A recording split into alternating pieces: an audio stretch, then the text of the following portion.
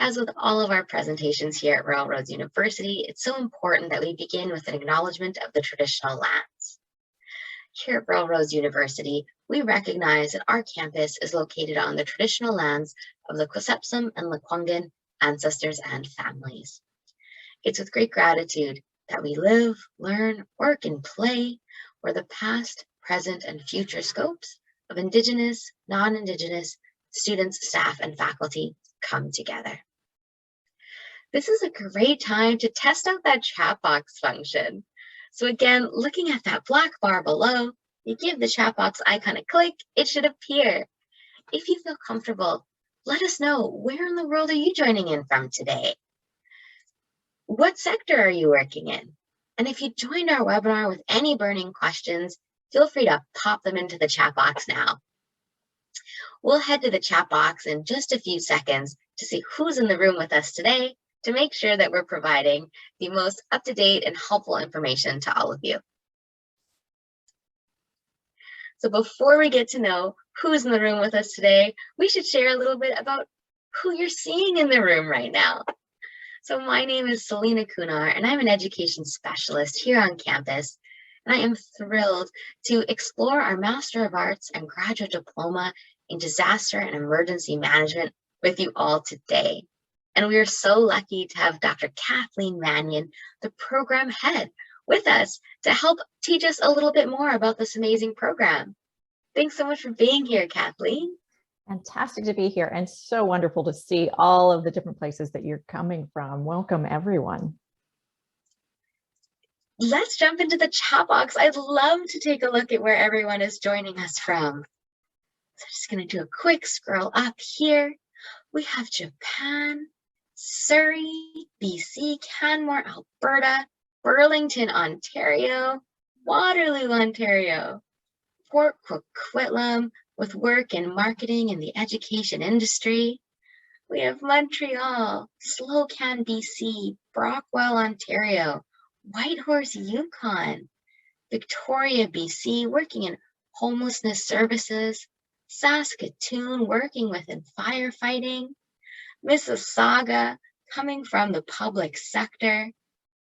We have folks from Revelstoke, BC, in emergency management, government and private sectors, York Region of Ontario, policing, Ottawa, Ontario, health and safety advisor for Elections Canada, a few more friends from BC, working in Service Canada, Coquitlam Research Assistant and EMR, Nanaimo Youth Mental Health, Pam Rivers from Colwood. Hi, Pam.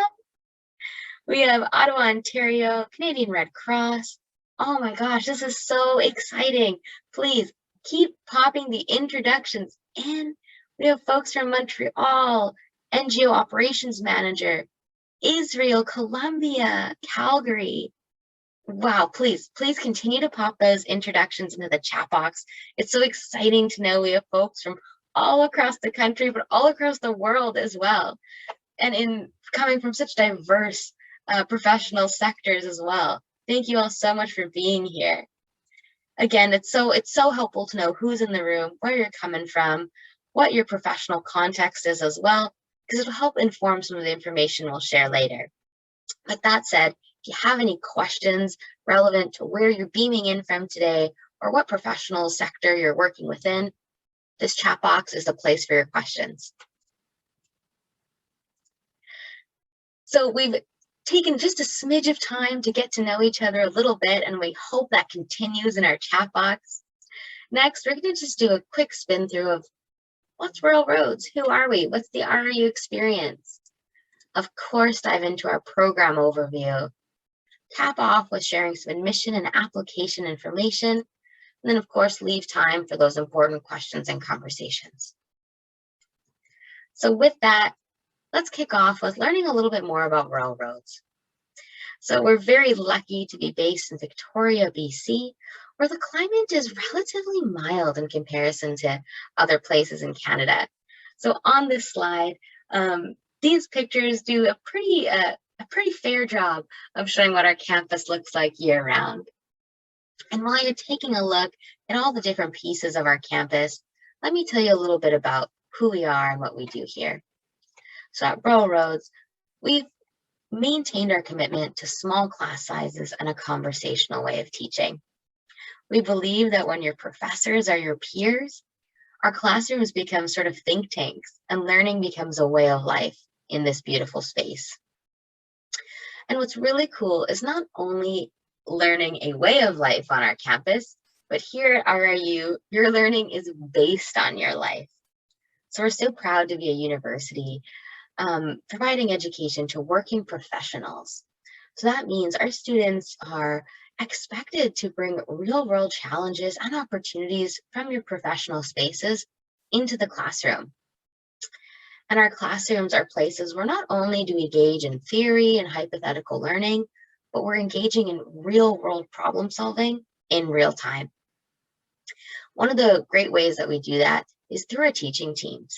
So we're so lucky that all of the professors here at Railroads University are what we call scholar practitioners.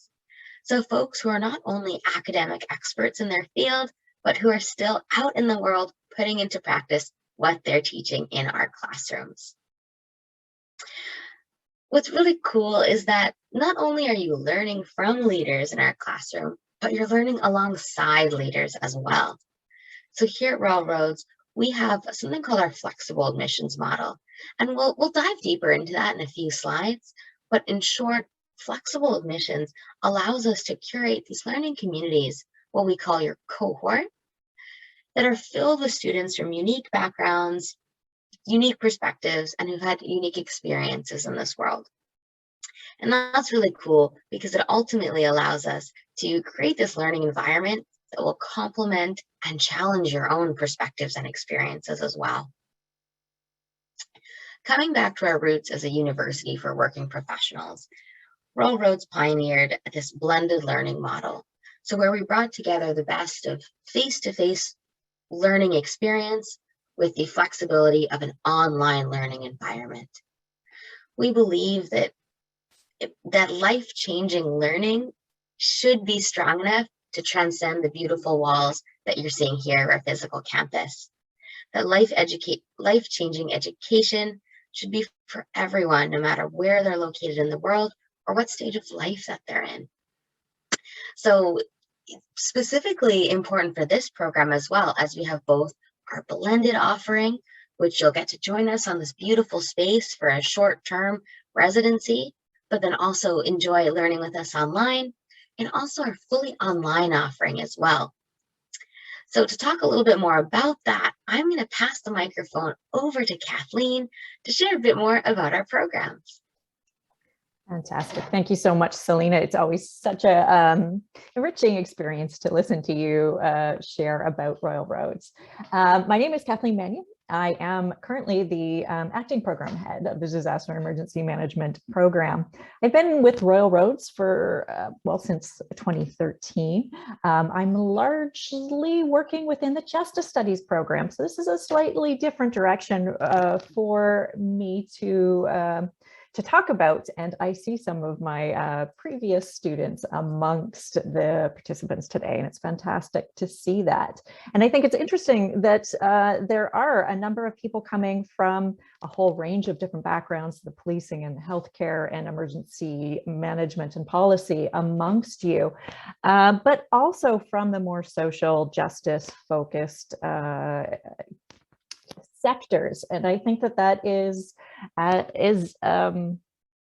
indicative of where we're at in the wider world. We've had a hard couple of years. We've had layers of natural hazards coming together with disasters. And it makes sense that there is a large interest in studying the masters in disaster emergency management. So I'm going to give you a little bit of a structure of the program and give you an indication of the kinds of things that you would do within the program should you join us. If you could turn to the next slide. Thank you, Selena. So we have, as Selena suggested, two, well, technically, we have 4 versions of the program that you can take. We have the master's either as an online, fully online experience or as a blended offering. That is 36 credits. It happens over just a little bit over 2 years, but you could also opt to take a graduate diploma, which is approximately half of that. So it's 1 year, about 18 months. And again, we have both an online option and a blended offering. So one of the things that was interesting within the pandemic is, of course, like all organizations, we had to pivot online for much of the time for the last 2 years. We as a university have been offering online programming for many, many years. So we were well positioned to be able to move, and the pivot was fairly minor for us to move into that space. But as we were doing that, it became clear that there were a number of students that were out there that had wanted to take this program for some time, but couldn't manage to do the blended option. The blended option is an option where we have mostly online courses, but we come together twice within the program for 2 weeks intensive residential period. It is a really enriching experience, but it was clear that it was difficult for some people to arrange that time off twice in a program, so that we discovered that there was this market for students who wanted to have an online only option, but also an option that was paced a little bit more slowly. So our online offering does take a little bit longer than our blended offering. But there was a market there, so we're excited that we're going to be entering our 2nd year of offering this alternative option. So this year, what we're looking at for the online program, it opens in June, and it will run through till March 2025, unless you're taking the thesis track, in which case it will run through till May of 2025. In that online offering, there is one virtual residency or intense learning period within that, but it's all online, so you can do it from your living room. But within one course, we wanted to keep that intense learning experience for you, which can be such an enriching experience. So in the program, you will be required to take 1 week's vacation in order to participate. In that program, we're doing one course at a time. They're back to back, generally about 9 weeks each with a 2-week break. There are some variations there, but that's generally how that program runs. The blended option runs from November 2022. We have a couple of non-credit courses that start us off, and I'll tell you a little bit more about that in a bit. But the credit courses start in January of 2023. That also runs to the same timeline. So it ends in May 2025, or sorry, March 2025 or May if you're doing the thesis option. So you'll notice that they have the same end date, not the same beginning date. So in the first year, they're running separately, but towards the 2nd year of the program, the blended and online versions converge, and then you'll start to take courses alongside one another. In the blended offering, we have 2, as I said, 2-week-long residencies, which are face-to-face. They are planned to be face-to-face, and I certainly hope that next year we will definitely be having on-campus residencies. But one thing the pandemic has taught us is we need to be flexible and agile to deal with what's before us. On campus, it is absolutely beautiful. Selena showed you a few images of our campus. I do think it must be one of the most beautiful campuses within this country. In the blended offering, you are taking 2 courses at a time. You are taking 1 course at a time, with the exception of when you are in residency, at which point you will take 2 courses at a time. So it's paced well to allow you to continue to work. The Royal Roads experience has largely been based on people working full-time while taking the programming, and that's no different within this master's or graduate diploma option. We often get the question about how much time would you be expected to put towards your studies. Each of our courses, again, there's a couple couple of differences, but most of our courses are 3-credit courses, and how we look at our credit within the academic environment is 1 credit is worth 33 hours of student effort. So a normal course that is worth 3 credits would require you to work more or less 99 hours over a 9-week period. That means about 11 hours a week.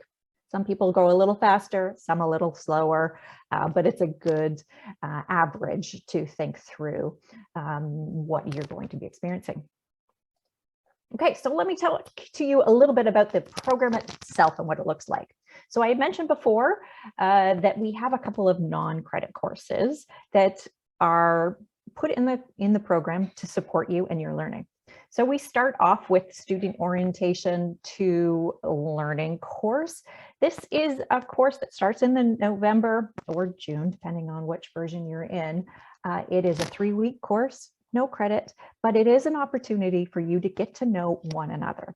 So within the Royal Roads model, we do focus on class learning. You learn from each other as much as you learn for your instructors. So getting to know each other and building a good relationships amongst your cohort is important. And we start that in this non-credit course, which helps when you go into your first credit course where you're actually doing assignments. You've built some relationship and some accountability to one another in that first course.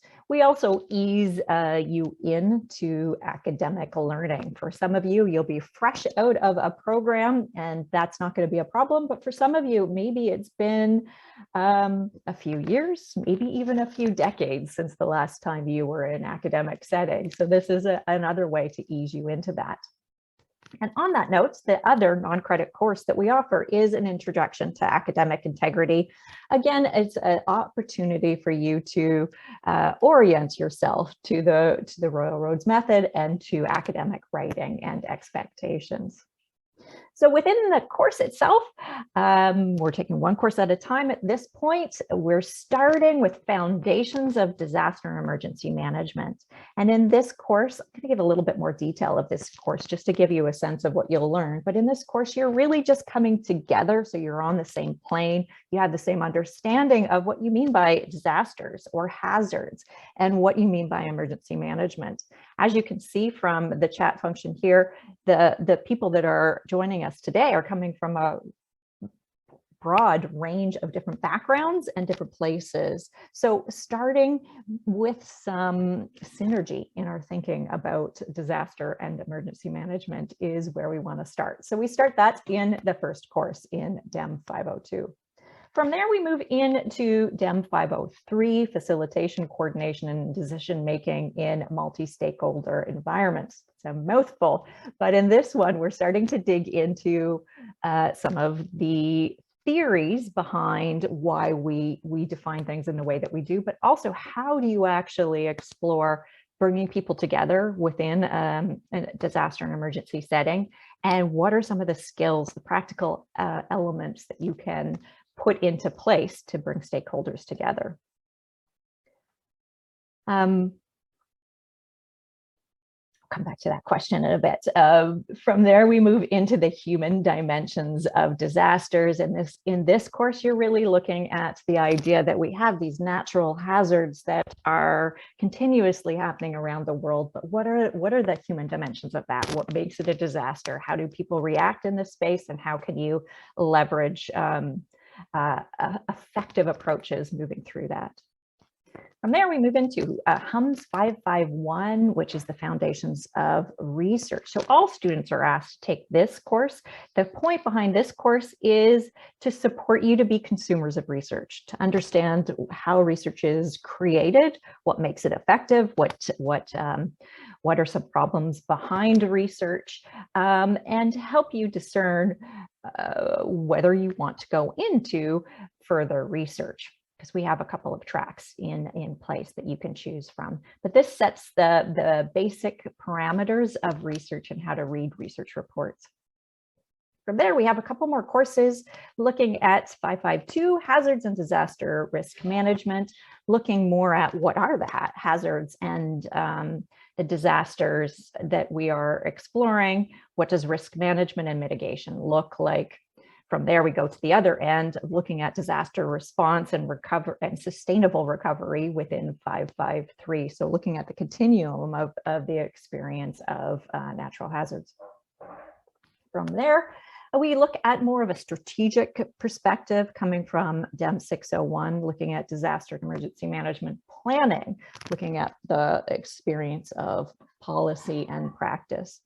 So throughout all of those courses, we are really exploring the intersection between theory and what the literature says and practice. So we're really exploring the applied nature of disaster and emergency management, which is why it's so important that we have a group of students who come with this myriad of experiences in their background, because we really do draw on that, and it helps us to tease out exploring different perspectives within a number of disasters and emergency scenarios. Throughout the program, you're going to use a lot of case studies to unpack some of that information. Okay, I'm going to turn to the question now.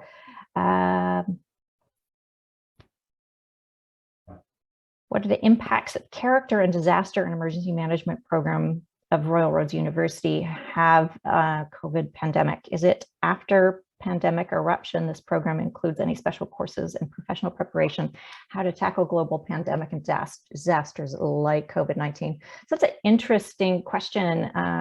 Thank you for that. As we traverse the pandemic in the program, I can tell you that a good proportion of our students are directly on the front line of managing different elements of the pandemic, whether that's in policing or healthcare, or they're writing policy, or they're working in fire services, or they're younger and eager to join the workforce within this area. Our students are really exploring the pandemic, but also the multiple layers of issues that we're experiencing. In British Columbia, for instance, we had fires and floods this year. So those kinds of events that we're experiencing and how to manage those gracefully and effectively within the context of actually experiencing a pandemic, within a wider context of actually experiencing the climate disaster that we're currently facing, which is perpetuating some of the issues that we're seeing. So this multi-layered experience we're having is something that comes up in a lot of the conversations within the classes. I hope that answers your question. A more specific question about would JIBC be transferable? Pam, thank you for the question. JIBC offers a course, which is a program that is a good foundation for this program. Moving into the master's program, it's a little bit more in depth. It is a little bit more detailed. You're delving more into the theory and the practice. So JIBC gives you a good starting point. You can't transfer that in because it's at a different level, but you certainly will be able to use some of your learnings within the JIBC in this program. Test 2 asks the question about online courses, whether they're synchronous or asynchronous. I would say for the most part, they are asynchronous, but there are certainly times where you're coming together in a synchronous session. Most of our instructors will hold office hours, so you could have more of a one-on-one experience, but also those times you're coming together as a class or in teams. Royal Roads University does rely on and does believe in the effectiveness of drawing on diversity of thinking. So we use a lot of teamwork. A lot of that work is going to be synchronous. We have students from across Canada and sometimes across the world. So we are working across time zones. So we are cognizant of some of the issues of coming in synchronous spaces. So we like to do it because it's better for building community and relationships, which is important for your learning, but also making sure that it's practical for students in their various places in the world, but also their work schedules. We also have a lot of shift workers within our program. Okay, So I'll go back to looking at the program itself. So the required courses, after you've completed that, once you get to DEM 601, that is the diploma. So at that point, you could exit and say, hey, thank you very much. I had a wonderful experience and I love my diploma. You could choose to stay with us and continue on and finish your master's degree. I am really excited to work within the School of Humanitarian Studies, which has combined our efforts and our knowledge across our programs. So we also have a master's in justice studies, a master's in human security and peace building, a master's in conflict analysis and management. And together we have created the ability to have these 3 streams. So you could choose, if you feel that you are aligned with research, you could choose the thesis path. This is your opportunity to carve out your own research question and go and search for answers, to explore research and what that looks like. And if that's the path you want to do, then we would require you to take an advanced research methods course in order to do that. And then that's the rest of your program, is actually going and conducting your own research. We recognize that this can take a little bit longer. So you'll notice in the timeline I mentioned, it's a few extra months, just to give you a little bit more cushion to be able to complete that.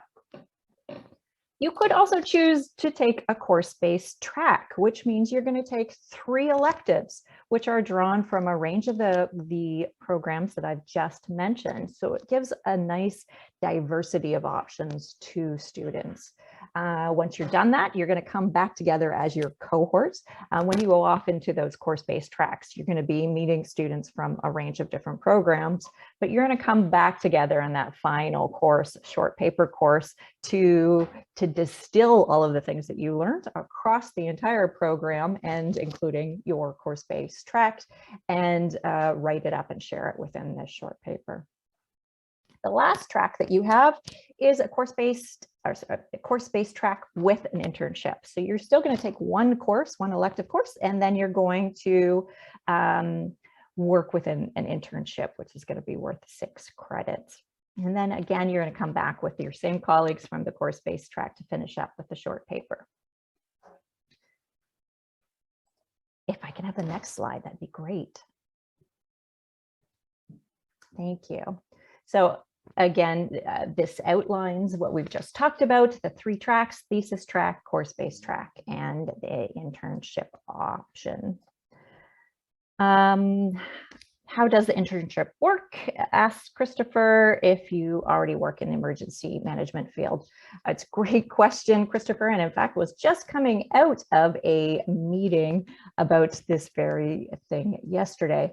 So we have students, again, coming from a diversity of backgrounds. Some are a little bit younger, coming fresh out of college. They don't have a lot of work experience. So for them, internship option might be a great option because it's building skills that they don't necessarily have.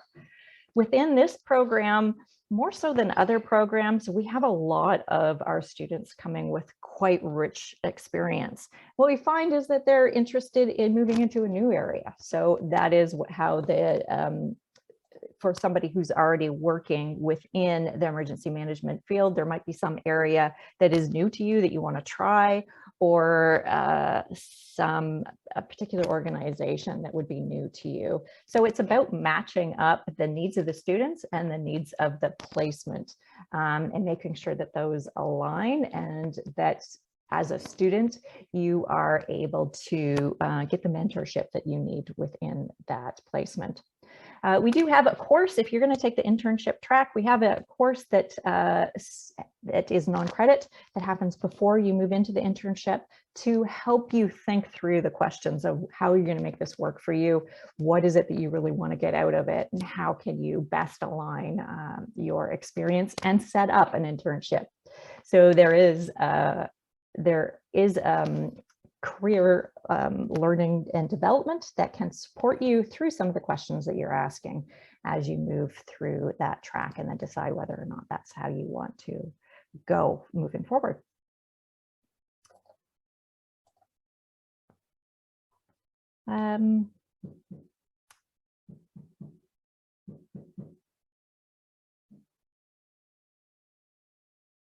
And if you could have the next slide, that would be great. Okay, so I said elective options are available, and they do have a range. So here is the list of elective options that we currently have. These do change from time to time, but you'll see it's quite a diverse list of courses that you could take. We've highlighted some that are common ones for students in disaster emergency management to take, looking at policy and practice and humanitarian action, or risk and crisis communication, intercultural competence, case studies in humanitarian action, adaptive management for complex humanitarian problems, psychosocial interventions. Some people want to move more into conflict and change management, so looking at professional practice, Indigenous perspectives on humanitarianism, and managing complex projects. Of course, there are a range of other ones you might be interested in as well. Okay, next slide, thank you. So I wanted to give you a quick insight into what this might look like within a course. So in the first course, as I said, the Foundations of Disaster and Emergency Management, you are going to be looking at definitions. You're going to be moving towards some synergy in your thinking about the disaster and emergency management field, about the range of concepts and theories that underline it, and think about how some of the definitional parameters of those concepts actually impact practice. So it's a really useful place for you to move into to think through some of these areas. To give you a sample of the kinds of things that you might be doing within the course, whether or not you're in the blended or online option, in both cases, this is an online course. But in the first week, for instance, you're going to be doing 3 academic readings about defining disasters. From there, you're going to discuss that within your teams. And that's a common way you're going to see this set out in the process of the course. In week 2, for instance, you're going to delve in a little bit more deeply into that concept and explore different definitions and play with that across your teammates. And then from there, you're going to review a number of case studies. We're going to give you a range. For instance, it might be the Manitoba floods of 2014 or the Lac Mégantic train derailment.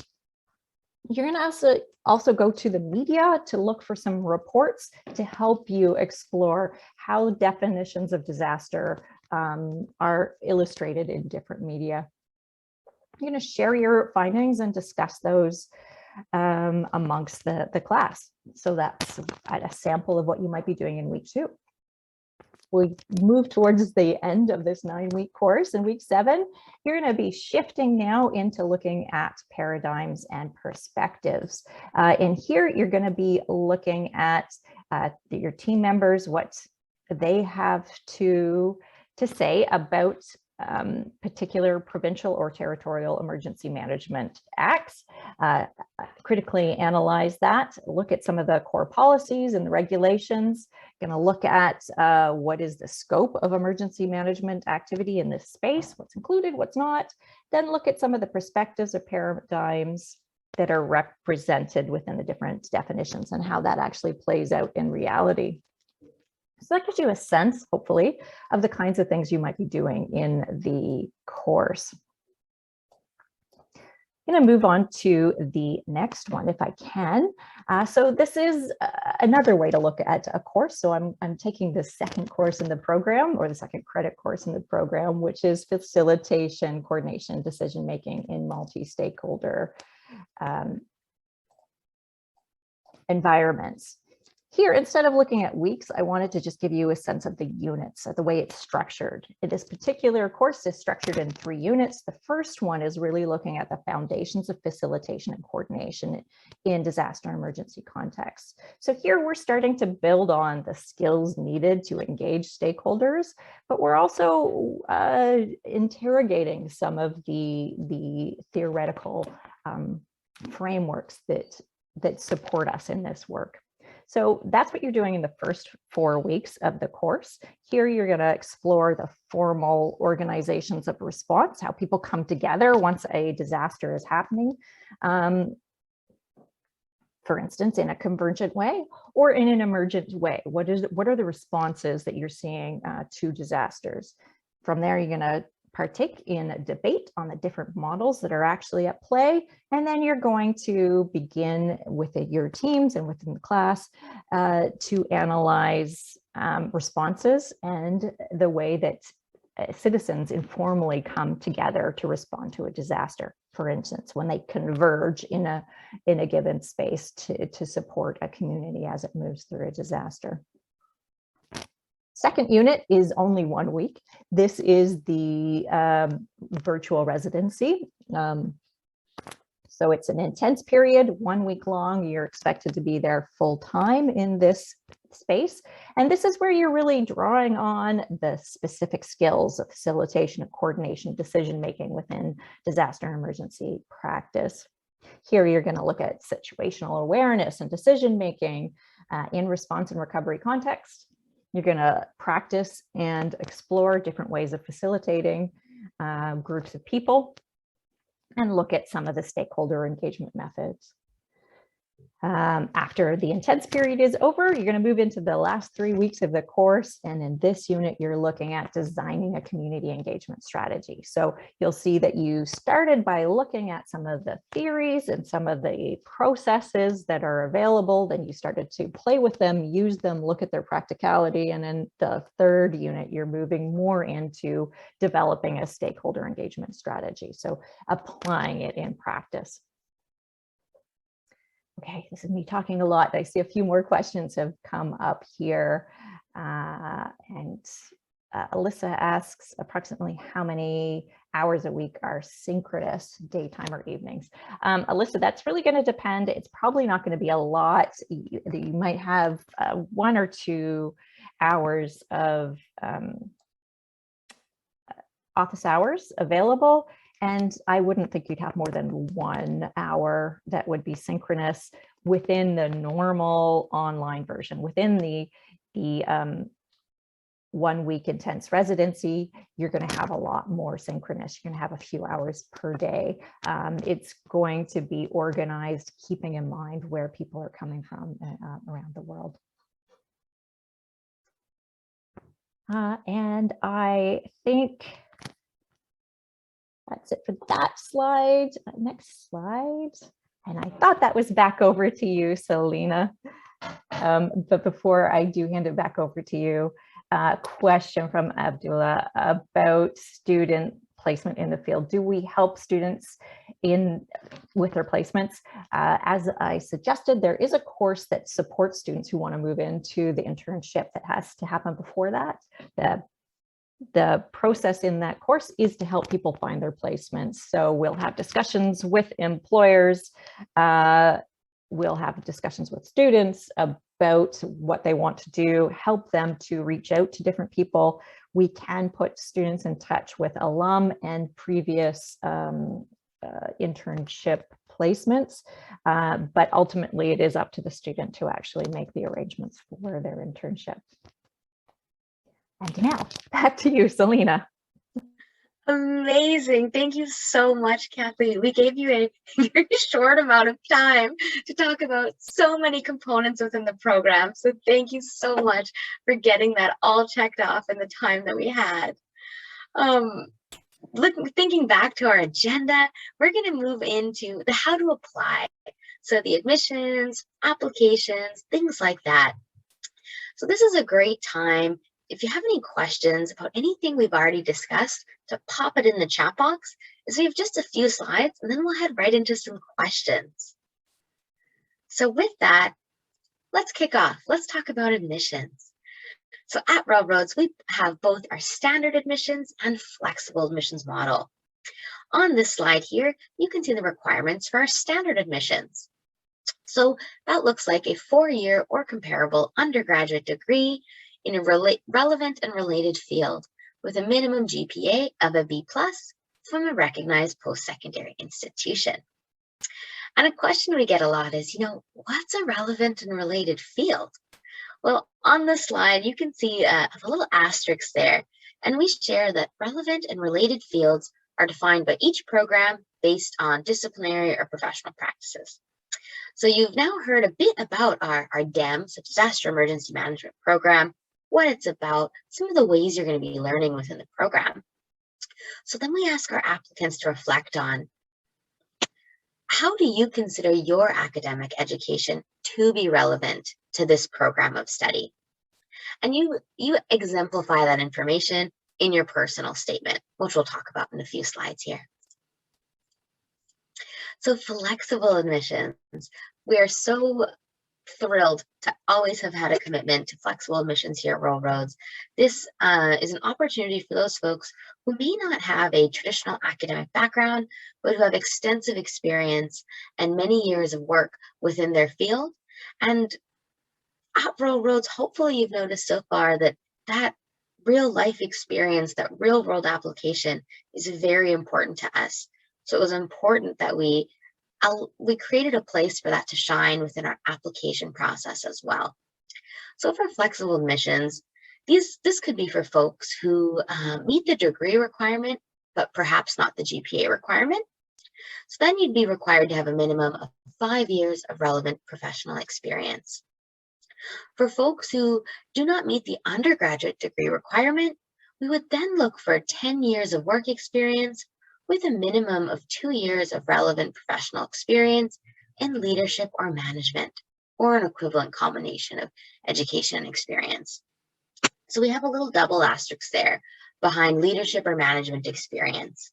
If you head to our website, we have a more complex or comprehensive definition of what that could include. So we want to make sure no one is self-selecting out of applying for this program simply because you might not have the title of manager or director, those stereotypically positional leadership type roles. When we think leadership or management position, we look for things like the review of your career progression. We look at your demonstration of competency and responsibilities in regards to things like supervisory functions, signing responsibilities, contributions to organizational change, or implementation of organizational vision and mission. We'll note as well that all flexible admissions applicants will be required to complete academic writing and critical thinking several weeks prior to starting their program and obtaining a minimum of a B+.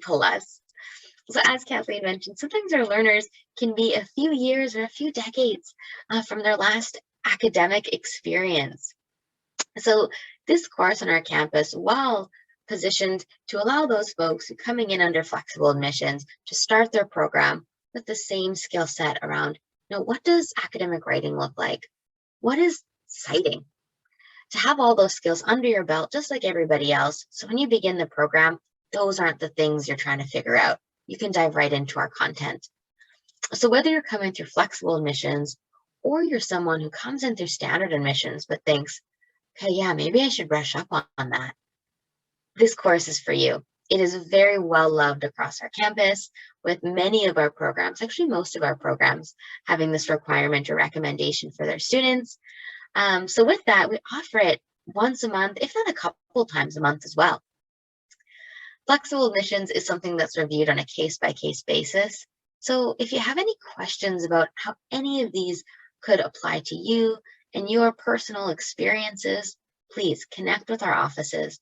Our enrollment team here on campus is always eager to learn more about you and understand how you can fit within the scope of our university, and if the program you're interested in is right for you. So we'll have a slide in a bit here with the contact information, but for any of those folks who might be writing that down now, it's learn.more@ruralroads.ca. So let's actually look at, well, how exactly do you go about applying? Well, as with most things these days, you kick off with an online application. That online application currently includes a fee of $128.81. And once that online application is in, we then look for some supporting documents. So for this program, we'll look for things like official transcripts, official meaning that they are received by our institution sealed, a personal statement. So this personal statement, this is so exciting because this is where you get to tell us, why this program? Why are you interested? How will you be able to enrich the learning environment? Our website is a great resource for helping you understand, the more practical details around how long should this be, but also what should I be including? What should I be answering when I'm putting this together? So in this personal statement, you're going to discuss things like, why do you wish to enroll in this program? What academic background or training do you have in this area of disaster and emergency management? How is this program relevant to your career goals? What experience do you have with distance education and self-directed studies? And what special strengths do you bring to the program? Our website is very handy in helping you work through putting together this next document as well, your structured resume, as it provides some helpful tips and tricks around which different categories you should include to make sure we get to know you a little bit better. And then finally, 2 letters of reference. And again, on our website, you can find information around who these referees should be and how they can submit their letters to our offices. Upcoming intakes. Well, we are right around the corner from, well, that's a bit crazy to say. I feel like 22 has just started, but we really are right around the corner from June 2022, which is when our disaster and emergency management programs start for this year. So if you're interested in beginning this program on June 20th of 2022, our application deadline is March 20th, 2022. If you're interested in that blended offering, you're going to start November 21st, 2022, putting your application deadline at August 21st, 2022. This is a great time for me to mention that here at Rural Roads, we accept applications on an ongoing basis. So that means we're not actually going to wait until March 20th or August 21st to then look at all the applications that came in. Instead, once your online application is in, your supporting documents have been received, we're able to adjudicate your file and let you know about your seat in the program. This is really important to note for programs like our disaster and emergency management which intake once a year, because if you're interested in that online delivery or blended delivery or starting in a certain year, you want to make sure you get that online application in as soon as you can. So that indicates to us your interest in the program and that particular offering. We get a lot of questions around financial aid, and as we should. Financial planning is a huge part of looking towards post-secondary education. So we wanted to make sure right away we provided you with the website and direct phone numbers of our financial aid and award specialists. They have their fingertips on information around loans, awards, research scholarships, and any other types of funding that are available internally through Rural Roads or externally as well. So, as with many institutions, these departments can kind of go unmet sometimes. Folks, you sometimes don't think that they'll qualify, or there isn't that realization that these supports are here. We highly recommend, if you're interested in any program at Rural Roads, to connect with this office, because you never know what scholarships, bursaries, or other types of funding could be available to you. Our more information slide. So every time we have said, connect with our offices, it's these wonderful people who'll be excited to be your first stop at connecting here at Rural Roads. So if you need any help or any more information about this program or any others on our campus, support around understanding the admission requirements, what they can mean for you, support around the application process, and some guidance around how those documents should look, or just you want some information about the additional supports and services provided at Rural Roads, connect with our enrollment offices. So if you're a Canadian citizen, permanent resident, or refugee, you'll connect with us at learn.more@ruralroads.ca. And if you're joining us from outside of Canada, you're an international citizen or a temporary resident, you can connect with our offices at learn.more.international@rollroads.ca. So with that, we have come to the end of our formal PowerPoint, though I see a big red dot beside my chat box. So I'm going to guess there's some fun happening there. So I'm going to do a few clicks and stop sharing my screen. And let's hop into that chat box and see what we're talking about.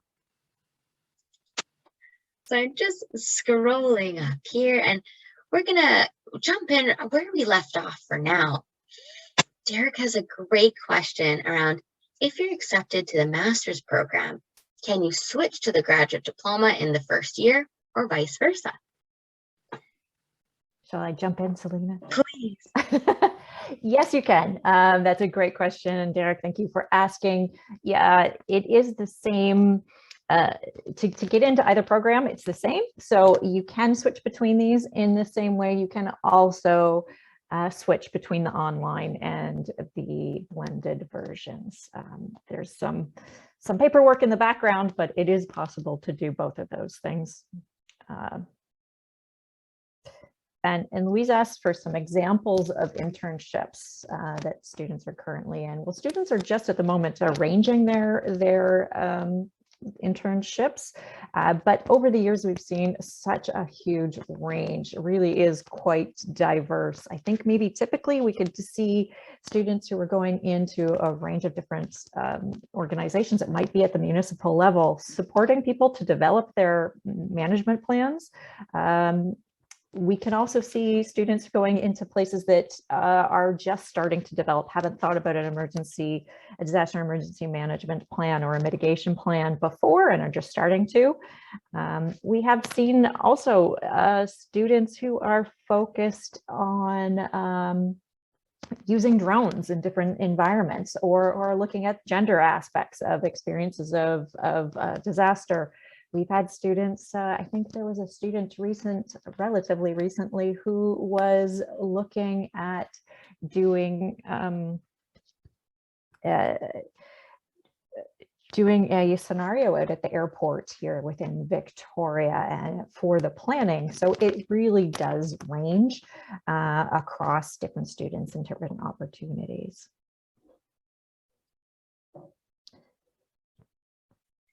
We have a question here from Shumel around, is the disaster and emergency management program at RRU focused in any form on the social aspects of disaster and emergency? Thanks, Selena and Shmuel. This is a great question. And yes, of course it is. We do look at natural hazards. We can explore that quite a bit, but it's actually much more interesting to look at the social aspects of disasters and emergencies, how we approach it, how we define it, how we move through it. Absolutely is focused on the human aspect. So there are a number of courses that are specifically looking at the human element of that, but it's also woven through most of our courses. Thanks, Kathleen. I noticed I skipped over Abdullah's question around, is there a possibility of waiving the academic writing fee as they will be applying for OSAP?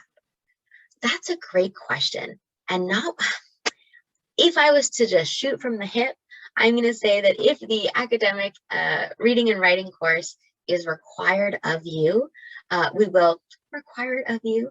Though, if there's other considerations in play, we highly recommend connecting with our learn.more@rollroads.ca, as our admissions model is quite holistic. We like to look at not only everything that goes into use, your academic, professional, and personal experiences, but all of the different components that are coming together for you as you look towards entry into this program.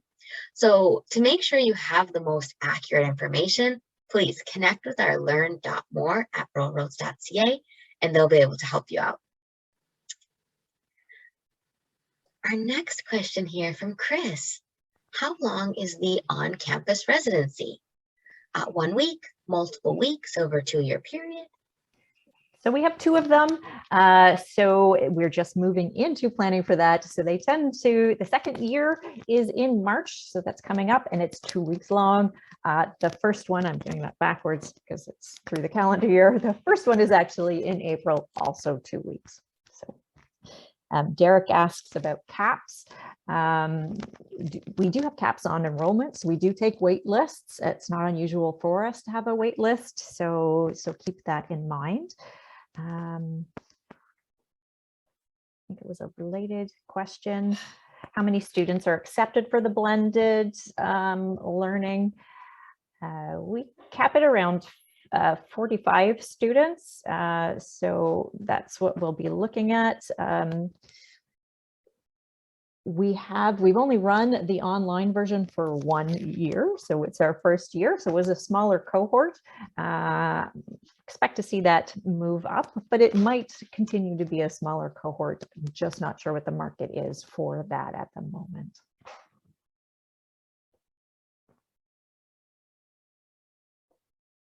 Edwin's asking for the deadlines again. Maybe Selena, could you share those?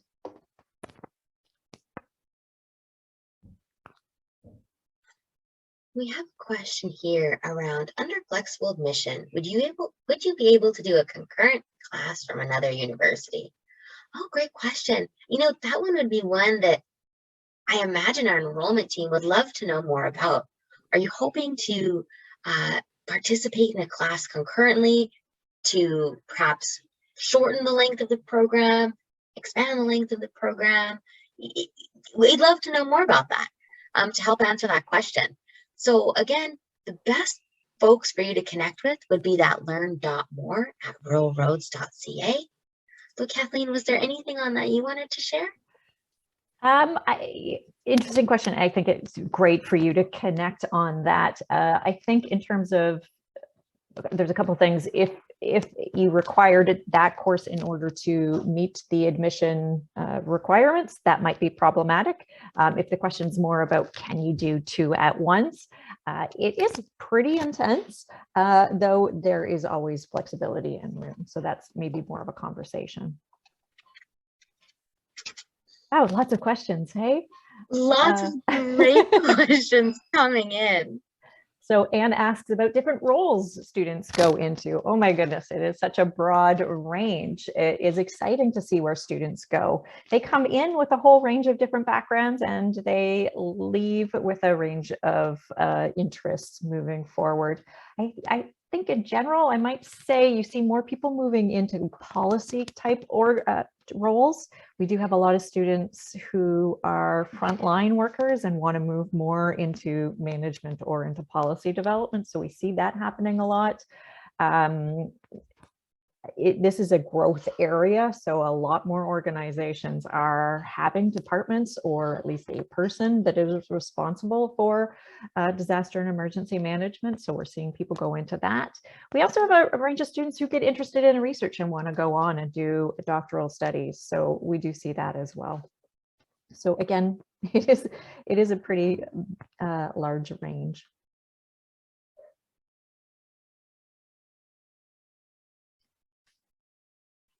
You can, James asked about looking at possible ideas for a thesis. Absolutely happy to brainstorm ideas with you or to put you in touch with someone else who could also do that given your background.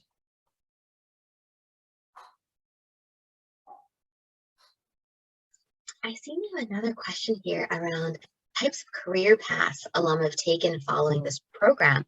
What I'll add is if you're interested in connecting with an alumni directly to chat with them about, you know, how many hours did it really take you? How was it really working with your job at the same time?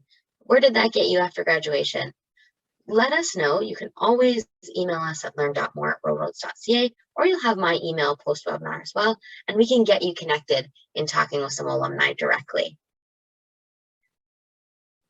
And I can just also add, in the meantime, some of the organizations and roles, again, it's so diverse, but there are people working for provincial, federal government, they're working for municipalities, they're working within military, in fire services, in paramedic services, in hospitals. It's quite broad. There are only two graduate programs in Canada that offer something looking at disaster and emergency management. And because this is a growth in industry, you will find there are Royal Roads grads in many of those positions across the country. Melissa asks, do we have an office for students with disabilities? We don't have an office for students with disabilities. We have an accessibility office, and they would be more than willing to talk through with you what you would need to be able to fully participate. And can you apply to the program as a person with disability? Absolutely, no question. Kathleen, may just jump in and recognize that we have just passed the 1 p.m. mark. Thank you to everyone who has joined us. If anyone needs to pop off at this time, please do so. The session is being recorded, and we'll be sharing this recording in the coming days. So if you need to pop off, know that you won't be missing anything. And with that said, maybe we'll answer just 1 or 2 more questions and then cap off for today. With that said, capping off a webinar does not mean we are capping off our discussions. We will continue chatting with everyone. If there's any questions that go unanswered, you can expect an email from me, and we can continue chatting about that and get you the information that you need. Maybe we can, there's a great question to cap off on from Louise. Is there any benefit to applying early if the acceptance to the program is rolling? Thanks. So great question, Louise.